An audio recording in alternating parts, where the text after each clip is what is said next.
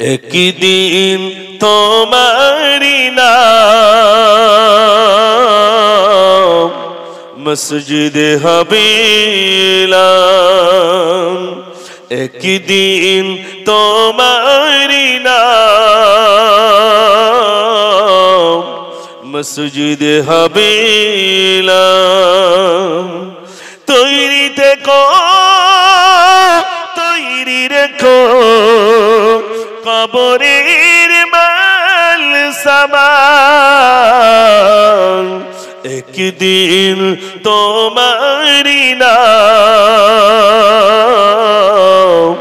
মসজিদে হবিলাম। একদিন তোমাকে পরিয়ে কাফন, সঙ্গী স্বজন করিবে দাফন। হঠাৎ চলে গেল আদরের ধন, প্রিয় মা বাবার ভাসিয়ে নয়ন। তৈরি থেকো, তৈরি রেখো সুন্নতি আমল ঈমান, একদিন তোমারি নাম মসজিদে হবিলাম। ও সোনার ভাইরা আমার, যারা ইসলামের জন্য জীবন দিয়েছেন, রক্ত দিয়েছেন, শ্রম দিয়েছেন, যদি কোনদিন আল্লাহ আপনাদেরকে নিয়ে যান, দেখবেন বদরের প্রান্তে সাহাবায়ে কেরাম আজমাইনগণ শুয়ে রয়েছেন, যাদের জীবনটা বদরের প্রান্তে শহীদ হয়ে গেছে। ওদের প্রান্তে ও সোনার ভাইরা, বিশ্বনবী সাল্লাল্লাহু আলাইহি সাল্লাম যুদ্ধের ময়দানে এসেছেন। ভাইরা আবার কাফের বেঈমান মুশরিকরা আমার নবীর দাঁত মোবারক শহীদ করে দিয়েছে। ও সোনার ভাইরা, বিশ্বনবী সাল্লাল্লাহু আলাইহি সাল্লাম জিহাদের প্রান্তে ছিলেন, মাথায় একটা লোহার টুপি ছিল, তলোয়ার দিয়ে বাঁধল নবীজির। ভাইরা আবার কপালটা কেটে গেল।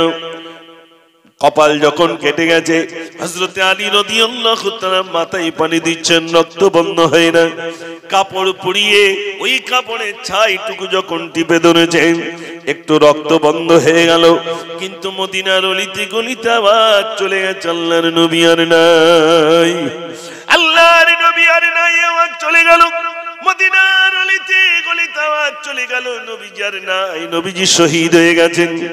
এক মহিলা পাগলের মতো আসে, পাগলের মতো যখন আসে, এক সাহাবা জিজ্ঞাসা করলেন, ও মহিলা তুমি কোথায় যাও? বলে আমি ওহদে যাই। বলে আর যেতে হবে না, আর যেতে হবে না, তুমি যার জন্য যাচ্ছ তুমি কি জানো? তোমার কলিজার টুকরা সন্তান ওহদের, তোমার কলিজার টুকরা সন্তান এই ওহদের প্রান্তে এসেছে, শহীদ হয়ে গেছে, তুমি কি জানো?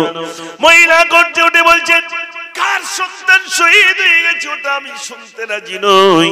কার সন্তান শহীদ হয়ে গেছে আমাকে বলতে হবে না, তাড়াতাড়ি করে বলো আল্লাহর নবী কেমন আছেন? একটু জোরে বলুন না সুবহানাল্লাহ। মহিলা আবার চলছে, মহিলা যাচ্ছে, এক সাহাবা জিজ্ঞাসা করেন, ও মহিলা তুমি কি জানো কোথায় যাও? বলে আমি ওহদের প্রান্তে যাই। আর যেতে হবে না, তোমার যে সন্তান এসেছিল ওদের প্রান্তে, কাফের বেঈমান মুশরিকরা তোমার সন্তানকে শহীদ করে দিয়েছে। মহিলা গর্জে উঠে বলেন, কার সন্তান শহীদ হয়ে গেছে কথা আমাকে শুনিও না, আল্লাহর নবী কেমন আছে তুমি তাড়াতাড়ি করে বলো আমার নবী কেমন আছে। ও সোনার ভাইরা আমার, ওদের প্রান্তে এসেছে, মহিলা দেখছেন আল্লাহর নবী সাল্লাল্লাহু আলাইহি সাল্লামের শরীরে তলোয়ারের ক্ষত বিক্ষত দাগ। মহিলা আল্লাহর নবীর দিকে তাকালেন, নবীজি তখন হায়াতে রয়েছেন, হায়াতে রয়েছেন। নবীজি আল্লাহর, ও সোনার ভাইরা আমার, মহিলা আল্লাহর নবীর দিকে তাকিয়ে বললেন, তাকিয়ে তাকিয়ে দেখলেন নবীজি জীবিত। আল্লাহর নবী সাল্লাল্লাহু আলাইহি সাল্লামের দিকে তাকিয়ে বলছেন, ইয়া রাসূলুল্লাহ, এই ওহদের প্রান্তে আমার সন্তান শহীদ হয়ে গেছে, আমার সন্তান মারা শোক, আমার সন্তান চলে গেছে, আমার দুঃখ নাই।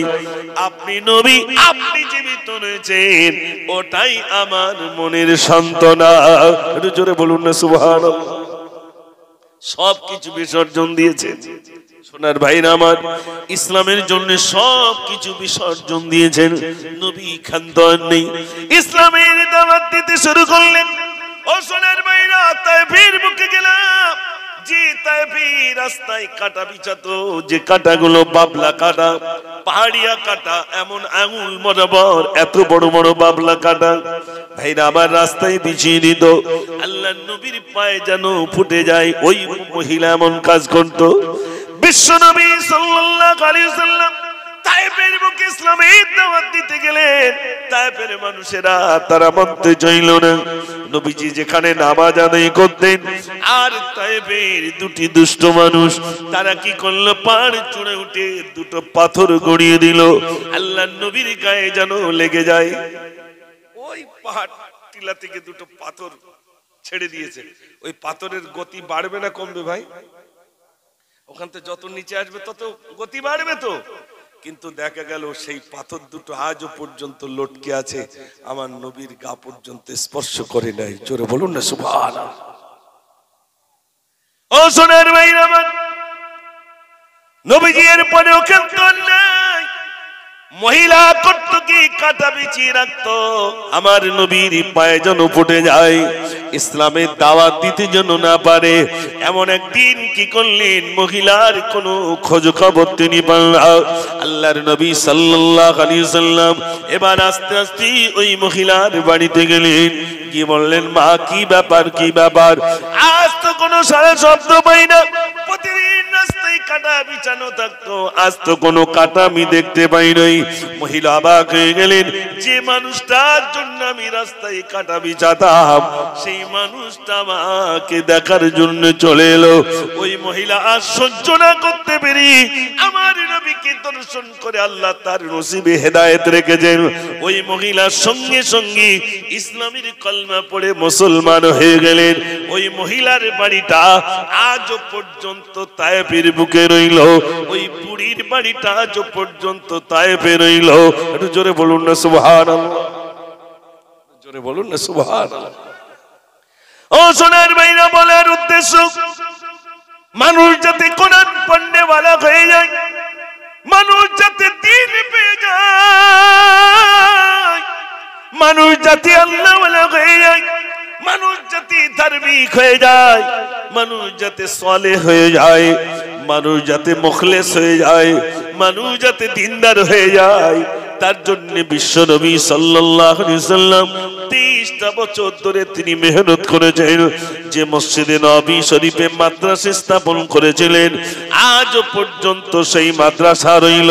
প্রতিটা পিলিয়ারে পিলিয়ারে ভাইরা আমার কোরআন তালিম চলছে, অন্যদিকে হাদিসের তালিম চলছে। ও সোনার ভাইরা আমার, আজ যদি আপনারা এখানে একটি মাদ্রাসা যেটা তৈরি করেছেন, বিশ্বাস করুন ছোট্ট ছোট্ট বাচ্চারা কোরআন শরীফ শিখবার জন্য আসবে। তাদের উপরে নামাজ ফরজ হয়নি, তাদের উপরে রোজা ফরজ হয়নি, অথচ তারা নামাজ আদায় করছে, রোজা রাখছে। এই ছোট্ট বাচ্চা যা ইবাদত বন্দেগী করবে, ওই সওয়াবটা তার আব্বা মায়ের আমলের সঙ্গে আল্লাহ রাব্বুল আলামিন যুক্ত করে দেবে।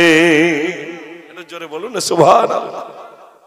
ছোট্ট ছেলেটা রোজা রাখলো, ছোট্ট ছেলেটা কোরআন পড়লো, ছোট্ট বাচ্চা সে কোরআন শরীফ শিখলো, বাপ তার থেকে উপকৃত হবে। আমি আপনাদের কাছে এটা বলতে আসেনি যে আপনার ছেলেটা স্কুলের শিক্ষা বন্ধ করে দিক না, সে ভালো শিক্ষা অর্জন করুক। আমাদের ছেলেরা উচ্চ শিক্ষায় শিক্ষিত হোক। এখানে তো পাশেই তো বসিরহাট কলেজ থেকে শুরু করে বড় বড় স্কুল পাশেই রয়েছে। তারপরে আমাদের ছেলে মেয়েগুলো কি উচ্চ শিক্ষায় শিক্ষিত হতে পারছে বলে মনে হয় ভাই? শুধু চার দোকানে গিয়ে খবর নিয়ে দেখবেন, বাপ বলছে আমি যা না জানি আমার ছেলে তার থেকে বেশি জানে মোবাইল।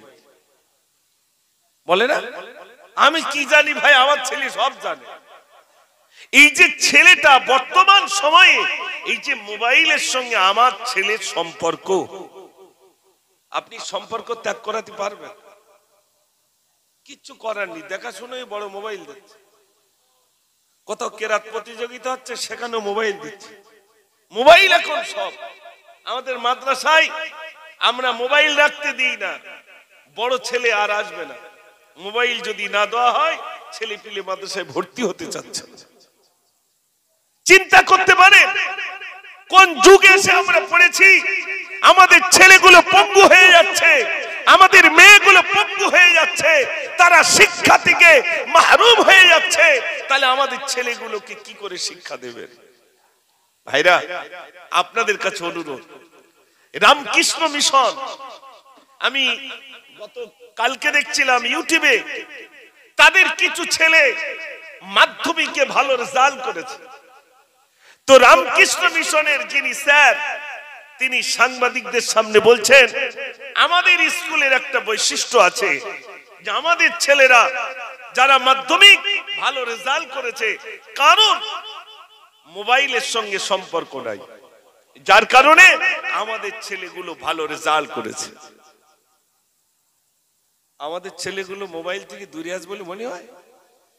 আমরা রাত বিরাতে একটু যাই তো মিলাদে, শুধু যদি জিজ্ঞেস করি বাগন্ডিটা কোন দিকে, তা সেই বন্দুকের গুলি যদি মিস হয়ে যায়, এইদিকে মোবাইল, ওই দিকে ওই দিকে, তার নজরের থেকে সরে না, নজরের থেকে সরে না, রাত দিন ওটাই চলছে। কত ছেলে শেষ হয়ে যাচ্ছে আমাদের। আর পাশে দেখেন আমার কাকাদের ছেলেদের পার্থক্যটা দেখেন। আমাদের ছেলেরা মোবাইলে গেম খেলে ব্রেনটাকে শেষ করছে, আর তাদের ছেলেরা মোবাইল নিয়ে মোবাইলের ইঞ্জিনিয়ার হয়ে সফটওয়্যার তৈরি করছে। কি করে ভিন্ন ভিন্ন সফটওয়্যার তৈরি করা যায়? ঠিক বলছি না ভুল বলছি? আমাদের ছেলেরা মোবাইল, ওদের হাতেও মোবাইল, আমাদের হাতেও মোবাইল। আমাদের ছেলেরা গেম খেলে শেষ করছে, আর তারা সফটওয়্যার তৈরি করছে, তারা তার থেকে জ্ঞান পাচ্ছে। পার্থক্যটা এটাই। এই জন্য আপনাদের কাছে অনুরোধ, প্রতিষ্ঠানটা তৈরি করতে হবে, যেভাবে হোক কষ্ট করে আমার যুবক ভাইদেরকে আগিয়ে আসতে হবে, শ্রম দিতে হবে। অর্থ না দিতে পারলে একদিন আমি ওখানে পরিশ্রম করে দেব, একদিন এই ইটগুলো আমি একটু ভিজিয়ে দেব, আমি কিছু না করতে পারি এক ঝুড়ি মাটি দেব। এটা পারবো তো ভাই ইনশাল্লাহ? আমি টাকা চাচ্ছি না, এটা পারবো তো ইনশাল্লাহ? একটু জোরে বলুন না ইনশাল্লাহ। মাদ্রাসার সঙ্গে সাথ দিতে রাজি আছেন তো ইনশাল্লাহ? আল্লাহ করিয়ে নেবেন। এখন মনে পড়বে না, এখন মনে হবে না ভাই। মনে দেখেন কবরের পাশে যাওয়ার কেউ নাই। ও সোনার ভাইরা আমার, কবরের পাশে যাওয়ার কেউ নাই। মাটা মারা গেল, আব্বাটা মারা গেল, তাদের কথা মনে পড়ে নাই। বাপ আর মা তারা কত কষ্ট করে বিল্লাস তৈরি করে গেছে, বিরাট পাথরের দোকান তৈরি করে গেছে। ভাইরা আমার, সমস্ত কিছু তারাই করে গেছে। আমি ছেলে আমার ভবিষ্যতের দিকে তাকিয়ে করে গেছে। আমি কষ্ট পাই, কিন্তু আমার ছেলে চোখে যেন পানি আসে না, সে যেন সুন্দরভাবে দুটো খেতে পারে। এরকম ছেলের জন্য এত পরিশ্রম করার পরে বাপ কবরে, মাটা কবরে, ওই বাপের কবরের পাশে দুটো হাত তুলে দোয়া চাওয়ার মতো সময় নাই। ও সোনার ভাইরা আমার, কবে সবে বেড়াতে আসবে? সবে বেড়াতে আসলে এবার কি করবে? সবাই যখন যায়, বিবি বলে সবাই যাচ্ছে, তুমি একটুখানি যাও। তাড়াতাড়ি কি করে জামাটা একটুখানি নেয়, কিন্তু টুপি খুঁজে পাই না। কোন রকম একটা রুমাল দিয়ে মাথায় দড়ি বেঁধে চলে যায়। তাড়াতাড়ি করে সবাই দোয়া করে, কোন রকম হাতটা তুলে বাড়ি চলে আসে। এমন আছে না নাই? আপনি ইমাম সাহেব? মাশাআল্লাহ, ইমাম সাহেব বসে রয়েছে, অসুবিধা নেই। মারা গেলে ইমাম সাহেব শুধু ওই যার বাপ মারা যায় সেই ছেলেটা ডাকে, এসে বলে, খোকা তুমি একটুক্ষণ বলো আমার আব্বা মারা গেছে, যা অন্যায় করেছে আপনাদের প্রতিবেশী হিসাবে ক্ষমা করে দেন, আর টাকা পয়সা যা লেনদেন দিক দিয়ে যদি পাওনা গন্ডা থাকে আপনার বলবেন, আমি এটা দিয়ে দেবো। এই কথাটুকু শুধু একটুক্ষণ বল। ছেলে বলে, হুজুর আমি বলতে পারবো না, তুমি একটু বল দাও। বলে না? বলে না? হ্যাঁ না, বলেন না ভাই, এই কথাটা বল। আর বসিরহাটে 3টে দোকান আছে, তখন ইমাম সাহেবের ডাকবে, হুজুর কোন দিকটা লোবো তুমি একটু বল দাও। ইমাম সাহেব ডাকবে, ভাই রক্ত থাকতে সাইডের দোকান দিচ্ছি না কারণ, তখন রক্ত থাকতে আমি কারুর দেবো না। আর বাপ মরে যাওয়ার পরে বাপের ওই ক্ষমা চাওয়াটা, হুজুর আমি বলতে পারো, তুই একটু বল। সিস্টেম দেখে, বাপটা মরে গেছে, গোসল দেওয়ার লোক নাই, এসে বলছে খোকার কাঁদিস নে, তো গোসল টোসল দিতে হবে তো। তো হচ্ছে সেই ঠিকাদারের কাছে গেছে, যে গোসল দেয় ওর কাছে গেছে, ও যদি জ্যান্ত থাকে তাহলে গোসল দিতে পারবে, না তো হয়তো চুগ্গে টুকু ওই বাদে দেবে। গোসল দেওয়ার লোক নি পড়ে রয়েছে। আর ছেলে কেঁদে যাচ্ছে কি? আমাদের গ্রামে এক লোক মারা গেছে এরকম রাত 10টার দিকে। রাত 10টায় মরলে কি রাত্রি মাটি দিতে পারবে? পারবে না। ও শুনেছে যে লোক মরে যায় সেই লোকের মাথার দ্বারে সারা রাত কোরআন শরীফ পড়তে হয়, ও তো জানে না কি করবে। আমার কাছে গেছে, বলে হুজুর আমার বাপটা মরে গেছে, তা ভাবছিলাম আপনি একটু সারা রাত ধরে কোরআন শরীফ পড়বেন আমার বাপের পাশে। আমি বলি হ্যাঁ আমি পড়বা, তুমি ঘুমোবা। সিস্টেম তো এইটাই, আমরা ঠিকাদার, তোমার ঘুম পাবে তুমি কি ঘুমোবা, আর আমি সারা রাত তোমার বাপের ধারে পড়বো, তাই তো? যদি তুমি পড়ো আর আমি একটু ঘুমিয়ে এলি। কথা বুঝতে পারেননি ভাই? ও বুঝতে পেরেছে যে ওই হুজুরির ডেকে লাগবো আর মাইনেতে রেখিস তো হুজুর আসবে না, তার মানে তোমার মাইনেতে রেখেছি, তুমি আমার বাপের সামনে সারা রাত কোরআন শরীফ পড়ো আর আমি নাক ডাকি ঘুমবো, ফজরের নামাজ কাজা। ইমাম সাহেব মসজিদ থেকে শুধু বলে দিয়েছে জোহর বাদ জানাজা, সত্যি ও জোহরের নামাজ বাদ দিয়েছে, জানাজা পড়তে গেছে। ঠিক বলছি তো? জোহর বাদ জানাজা, জোহরের নামাজ পড়িনি, জানাজা পড়তে গেছে। আহা আমার সোনার ভাইরা, রাগ করছেন আপনারা? যেটা বাস্তব সেটাই বলছি।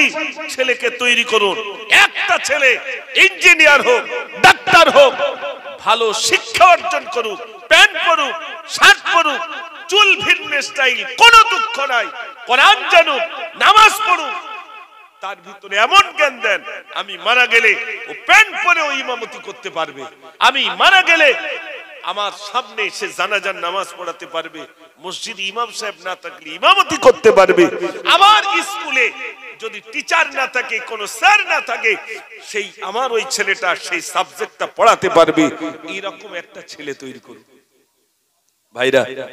আমি সংক্ষেপ করব, বেশি রাত হয়ে গেছে নাকি?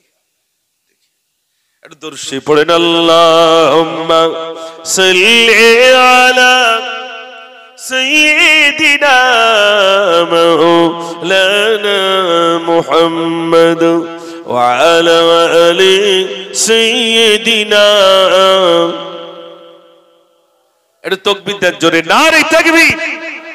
কাঁদি জয়নাব কাঁদি কুলসুম কাঁদি সাকিনা, কাঁদি জয়নাব কাঁদি কুলসুম কাঁদি সাকিনা, খালি দুলদুল ফিরে এলো, খালি দুলদুল ফিরে এলো, হুসাইন এলো না। কাঁদি জয়নাব কাঁদি কুলসুম কাঁদি সাকিনা, কাঁদি জয়নাব কাঁদি কুলসুম কাঁদি সাকিনা, খালি দুলদুল ফিরে এলো, খালি দুলদুল ফিরে এলো, হুসাইন এলো না। কাঁদি জয়নাব কাঁদি কুলসুম কাঁদি সাকিনা, নারে তাকবীর। বিশ্বনবী সাল্লাল্লাহু আলাইহি সাল্লাম শিক্ষার জন্য বলেছেন যদি সুদূর চীন দেশে যেতে হয় তাও যাও, শিক্ষা অর্জন করো।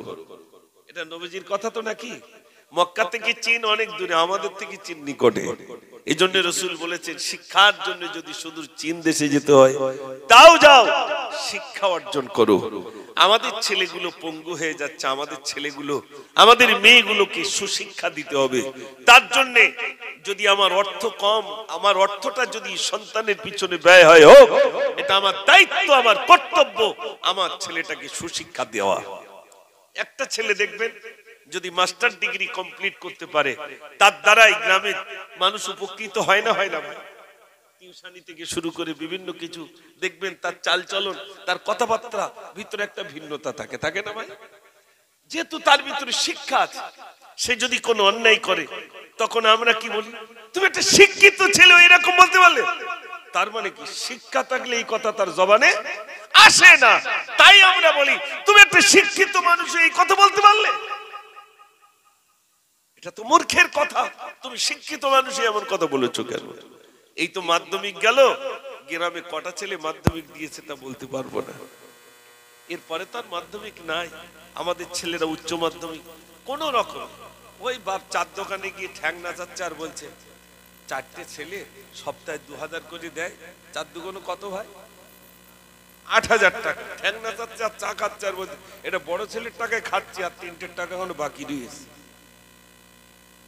তার মানে ছেলে সব কাজে দিয়েছে আর শুধু বলতে টাকা দে টাকা দে, না তো সংসার তো আলাদা করতো। হ্যাঁ, টাকা পাঠা কোথায় রয়েছে? শুধু টাকা পাঠা। ছেলে শিক্ষা দিল না, আর মিলাদে বসে শুধু বলতে হুজুর একটু বাপ মা রস করেন। বাপ মা রস মানে ছেলেটাকে সর্বনাশ করে এখন বাপ মা রস। আমার জিজ্ঞেস করছে হুজুর, আমি বললাম কি বলেন? বলে একটু বাপ মা রস করেন। কেন? বলে ছেলে ভাত দেয় না। বয়স কত? তো 40। আমি বললাম ঝামা ইট হয়ে গেছে, আর হবে না। 40 মানে কি? ওর বয়স হয়ে গেছে, আর হবে?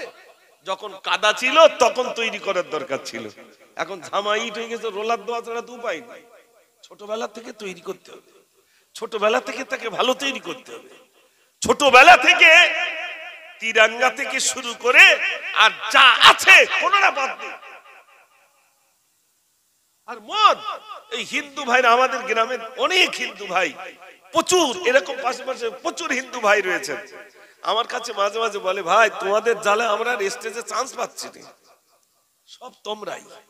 চাঁদা তুলতে যাবে সেখানে মুসলমান, ডুবুতি যাবে সেখানে মুসলমান, স্টেজে তোমাদের জানায় আমরা চান্স পাচ্ছি না। আমার কথা আপনাদের বিশ্বাস করতে হবে না। বসিরহাট থানায় যান, লকাবে গিয়ে দেখেন 10 জন আছে, খবর নিয়ে দেখেন, গুনে দেখেন 8 জন মুসলমান। জেলখানাতে ঘুরে আসেন, 300 হোক 400 হোক, সেখানে আপনার কারাবন্দী রয়েছে, গিয়ে খবর নিয়ে দেখেন 300 মুসলমান। আপনার বেশি দূর যেতে হবে না, ওই 72 আপনার যেদিকে বাস স্ট্যান্ড সেদিকে যাবেন, দেখবেন শরাব বিক্রি হচ্ছে। খবর নিয়ে দেখেন, যদি 100 ক্রেতা হয় বলবে ভাই মুসলমান খদ্দের আমার কাছে কম না বেশি? একটু জোরে বলে। মুসলমান বেশি। আবার রাজনীতিতে উইকেট পড়ছে কাদের? মুসলমানের বেশি। কোন জায়গায় মুসলমানের অভাব নেই।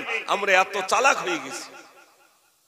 এই জন্য আমার সোনার ভাইরা, হাত জোড় করে আপনাদের কাছে বলবো, আমার কথা আপনাদের নিতে হবে না, এই দ্বীনি প্রতিষ্ঠানটা তৈরি করুন। গোটা সমাজ বদলে যাবে, গ্রাম বদলে যাবে। প্রতিষ্ঠান তৈরি করুন, আপনার গ্রাম বদলাবে। এই গ্রামে দেখবেন আল্লাহ তরফ থেকে রহমত আসবে, করুণা আসবে, দয়া আসবে, মানুষ রোগ মুক্ত হবে, মানুষের ভিতরে আপনার প্রশান্তি ঘটবে, মানুষের ভিতরে বিল্লাত মহব্বত আসবে, আনন্দ ফুর্তি আসবে, মানুষ ইসলাম পেয়ে যাবে, মানুষ নামাজি বেনে যাবে, মানুষের ভিতরে সালামের প্রথা জারি হয়ে যাবে। একটু জোরে বলুন না সুবহানাল্লাহ। এটা করবেন তো ইনশাআল্লাহ? আচ্ছা, রাজি আছেন কারা কারা? আমি টাকা চাচ্ছি না, এই মাদ্রাসা রাজি আছেন কারা কারা? একটু হাত তুলবেন ভাই। খুব কষ্ট করে তুলতে দেন নাকি? একটু তাকবীর দেন, নারে তাকবীর। হাত নামান ভাই, হাত নামান। একটু তাকবীর দেন, নারে তাকবীর। বিশ্বাস করুন ভাই, আমি মাদ্রাসা তৈরি করার পরে মানে আমার এই ছোট্ট একটা অ্যালবেস্টার দিয়ে তৈরি করার মতো ছিল প্রথমে। আপনাদের এত সুন্দরও ছিল না, শুরু করেছিলাম অ্যালবেস্টার দিয়ে। তো মসজিদে, গ্রামে মসজিদে গিয়ে বললাম কালকে মাদ্রাসাটা উদ্বোধন হবে, তা সবাই আসবে। একটা লোক আসেনি। আমি সেদিন চিন্তা করলাম, আল্লাহ কেউ আসেনি মানে আসবে, আসেনি মানে আসবে। আল্লাহ একটু মানুষের তুই মন তৈরি করে দিও। আস্তে আস্তে আস্তে আস্তে আলহামদুলিল্লাহ এখন মানুষ, এই গত 9 ফাল্গুন আর 8 ফাল্গুন ইসালে সওয়াব হয়ে গেল, তো মানুষ দূর থেকে যে মানুষের আগমন ঘটেছে আমি নিজে অবাক হয়ে গেছি। আল্লাহ এত মানুষ তো চাইনি। এসব আনানেওয়ালা কে ভাই? আল্লাহ। এই আপনারা যারা এসেছেন, আপনাদের মতো অনেক মানুষ আছেন, তারা আসতে পারেননি, আল্লাহ আপনাদেরকে পাঠিয়ে দিয়েছেন। বিশ্বাস করুন, আমার কথা এখন মনে পড়বে না, ইন্তেকাল করবে না, শুধু মনে হবে ও আল্লাহ ওই প্রতিষ্ঠানে যদি আরেকটু কিছু দিয়ে আসতে পারতাম, এক বস্তা সিমেন্টের জায়গায় যদি আরেকটা বস্তা দিয়ে আসতে পারতাম, যে আলো আর যে জ্যোতি আমি কবরে পেয়েছি, ওই একটা বস্তা দেওয়ার কারণে যতটুকু পেয়েছি আর একটু দিলে তো আমার কবরটা আরো আলোকিত হয়ে যেত। এই আফসোসটা সেদিন হবে ভাই। খোদার কসম, যিনি দিয়েছেন কোনোদিন কমে না, যত দেবেন আল্লাহ তত বাড়িয়ে দেবেন। জোরে বলুন না সুবহানাল্লাহ। যিনি দিয়েছেন কোনোদিন কমেনি। আর মনে রাখবেন, এই ব্যাংকে অ্যাকাউন্টে যা আছে আপনার আল্লাহই জানে আর আপনি জানেন। ও তো কারু দেখায় না যে ভাই দেখ আমার এত রিস্ক, দেখায় নাকি ভাই? কেউ দেখাবে না। কার অ্যাকাউন্টে কত রয়েছে কেউ দেখায় না। এই অ্যাকাউন্টটাই যদি আপনি সঠিক টাকা পয়সা লেনদেন না করেন, দেখবেন এসএমএস আসবে আর বলবে ভাই আপনি হয় ব্যাংকের সঙ্গে লেনদেন করেন, নইলে কিন্তু অ্যাকাউন্ট বন্ধ হয়ে যাবে। বলবে না? বলবেন অ্যাকাউন্ট বন্ধ হয়ে যাবে। ঠিক দানের অ্যাকাউন্টটা যদি আপনি চালু না রাখেন, তো ও অ্যাকাউন্ট বন্ধ হবে না থাকবে ভাই?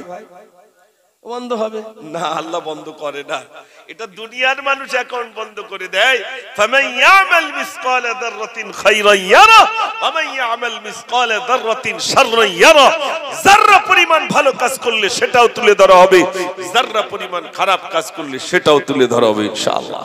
আমি কিছু গজল শোনাবো ইনশাআল্লাহ, কিন্তু আগে দেখি আপনাদের ভোল্টেজটা কেমন। যদি দেখি আওয়াজ খুব জোর, যুবকরা একটু সামনের দিকে এলে ভালো হয়। তোমরা ওখানে বসে একটু সামনে এসো বাপ, ওরম করো কেন? তোমরা এই এসো যখন, হ্যাঁ এসো এসো। আমি প্যানের বিরুদ্ধে বলিনি, চুলির বিরুদ্ধে বলিনি, আমি সব বলিনি। তোমরা এসো, সামনে এসো, তাড়াতাড়ি এসো। একটু তাকবীর জোরে দেন, নারে তাকবীর। আর সবাই মিলে দেন নারে তাকবীর। মাশাআল্লাহ মাশাআল্লাহ। আমি আলহামদুলিল্লাহ, তো গত কয়েকদিন আগে ফিরলাম, তো ফেরার সময় আমার মনে মনে হয়েছিল কিছু গজল ইনশাআল্লাহ আমি মদিনায় গিয়ে বলেছিলাম। মদিনার মসজিদে নববী শরীফে বসে বসে দুটো একটি নাত রাসূলের শানে বলেছিলাম, যে রাসূলের মানে যে রাসূল করিম সাল্লাল্লাহু আলাইহি সাল্লামের জন্য মানুষ দিওয়ানা পাগল, আল্লাহ সেই জায়গায় যখন এনেছেন আমার অধিকাংশ গজল আমি রাসূলের শানে আমি লিখেছি। তার থেকে আমি দুটো একটি গজল আপনাদের কাছে শোনাবো ইনশাআল্লাহ। তার আগে একটু প্রাণ ভরে দরুদ শরীফ আল্লাহুম্মা সাল্লি আলা মাওলানা মুহাম্মদ ওয়া আলা আলি সাইয়্যিদিনা। একদিন তোমারি নাম মসজিদে হবিলাম। একদিন তোমারি নাম মসজিদে হবিলাম। তৈরি থেকো, তৈরি রেখো কবরের মাল সামান। একদিন তোমারি নাম মসজিদে হবিলাম। একদিন তোমাকে পরিয়ে কাফন, সঙ্গী স্বজন করিবে দাফন। হঠাৎ চলে গেল আদরের ধন, প্রিয় মা বাবার ভাসি নয়ন। তৈরি থেকো, তৈরি রেখো সুন্নতি আমল ঈমান।